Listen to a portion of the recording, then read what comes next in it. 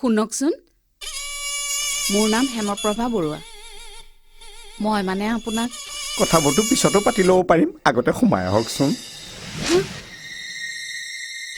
আহকচোন, আহক না। আপুনি কি কৰিব খুজিছে? লাজ কৰিব নালাগে, এনেকুৱা কাম মই সদায়ে কৰি থাকো নহয়। কি? আপুনি সদায় কি কাম কৰি থাকে? এনেকুৱা কাম। মাইকী মানুহৰ গাত হাত দিবলৈ আহিছ? মই কোন চিনি পোৱা নাই? মই জানমণি ঘৰৰ পৰা আহি লওঁ, তোক কি কৰো চাই থাক।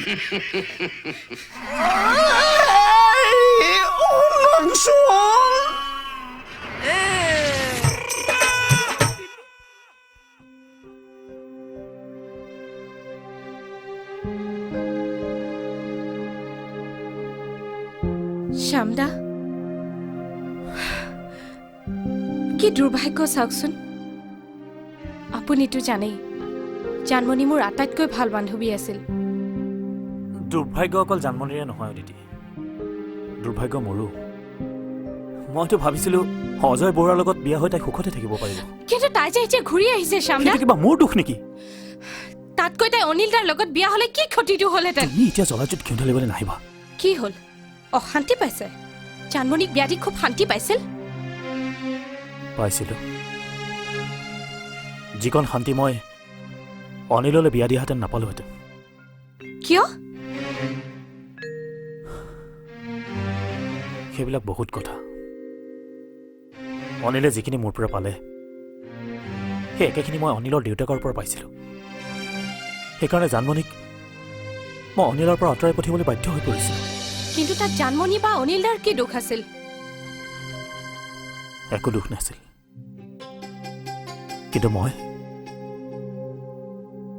অন্ধ হৈ পৰিছিলোঁ।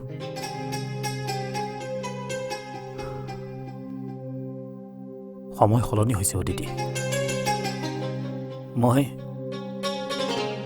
কথাবোৰ আকৌ নতুনকৈ ভাবিব লাগিব।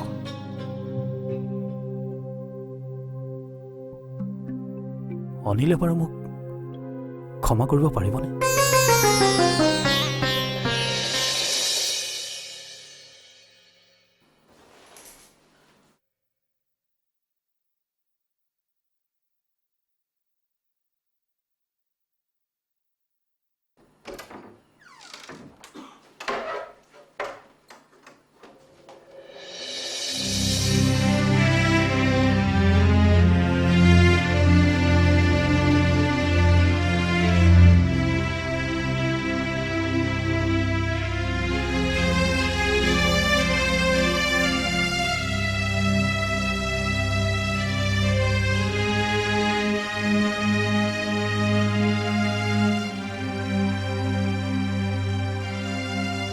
অত্যাচাৰৰ সীমা থাকিব লাগেতো।